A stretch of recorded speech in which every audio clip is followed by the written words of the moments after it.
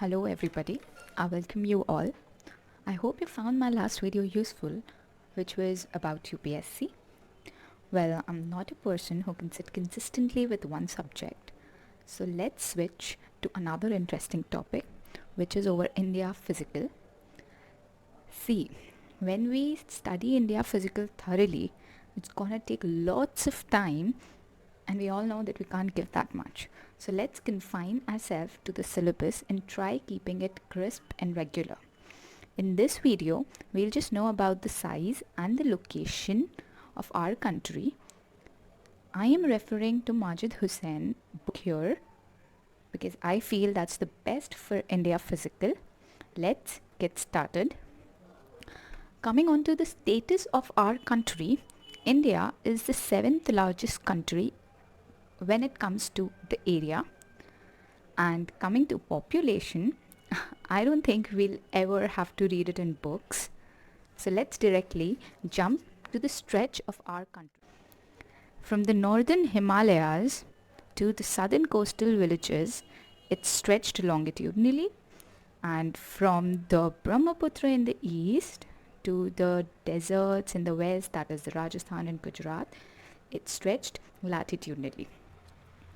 Now, I have a question for all of you. We can interact via the comment section below.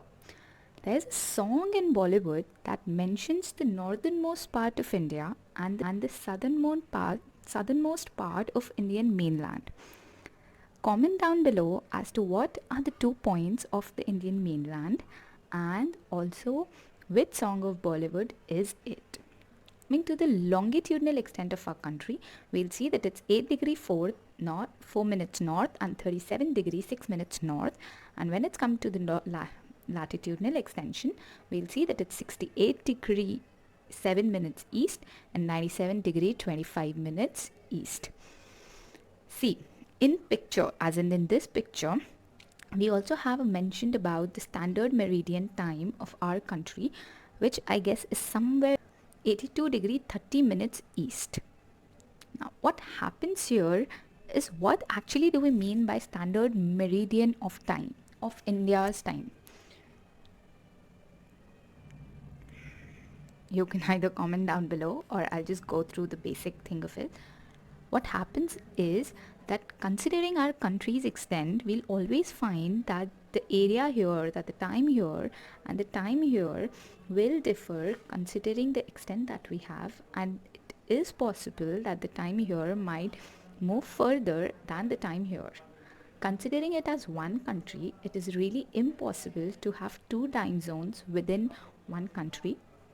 So, to have a common time and to avoid confusion, we have a standard meridian time that we follow.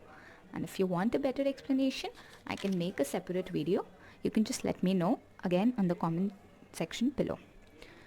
Coming to the length of mainland, that's also given in this book, and they have also given about the total length, which is of the mainland, also of the Lakshadweep included and Andaman and Nicobar Island included.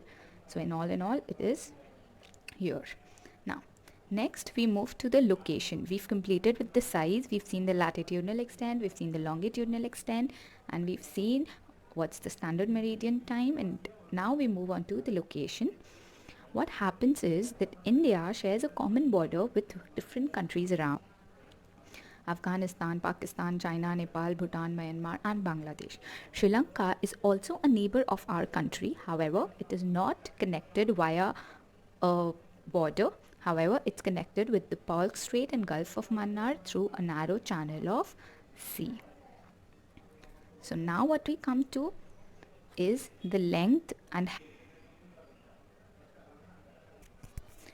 we can also see here what's the length of the different countries that shares the border with our country, and in percentage what is the total length of border. Via this, we understand that Bangladesh is the lengthiest border sharing country and Afghanistan is the least, and the order is also here as in the Bangladesh, China, Pakistan, Nepal, Myanmar, Bhutan and then Afghanistan. Now we've come to the border of Indian states with neighboring countries, as in the map that was saying here. We have Bangladesh here, we have Bhutan here, we have Nepal here, we have China here, we have Pakistan here, we have Afghanistan here, we have Myanmar here, and we have Sri Lanka here. Now what we see is Afghanistan shares the boundary, the smallest boundary that we can say here, if you're able to see, with Jammu and Kashmir, which was then, but now since we have an updated political map, we see that Afghanistan is connected to Ladakh, and thus it becomes a country that shares a border with India. We have next Pakistan. Pakistan shares it with Gujarat, Rajasthan, with Punjab, with Jammu and Kashmir, and now with also Ladakh. Where's Pakistan here? Gujarat, Jammu and Kashmir, Punjab, and Rajasthan. Earlier it was 4, but now since we have it divided here 2, we'll consider it total as 5. Next, we come on to Bangladesh. We see that it's connected to Mizoram, it's connected to Tripura, it's connected to Meghalaya, it's connected to Assam, it's connected to West Bengal. So all in all, it's connected to 5 states of India. Coming to Bhutan, we see that it's connected to Arunachal Pradesh, it's connected to Assam, it's connected to West Bengal, and it's connected to Sikkim. So all in all, 4 states. Then when we see Nepal, we find that it's connected to Uttarakhand, Uttar Pradesh, Bihar, it's West Bengal again, and then Sikkim. So all in all, it has 5 states. And now when we say China, we'll find that it's connected to Ladakh, which is new now, Himachal Pradesh, Uttarakhand, Sikkim, and Arunachal Pradesh. Then when we come to Myanmar, we again see it's Mizoram, it's Manipur, it's Nagaland, and it's Arunachal Pradesh again. I would like to end the first part here. The next video would consist of the physical India again. As in this topic, we may know about more of the geographical extremes that we have in our country and the physical divisions that our country has and how it separates us from the rest. Stay in touch, and thanks for watching.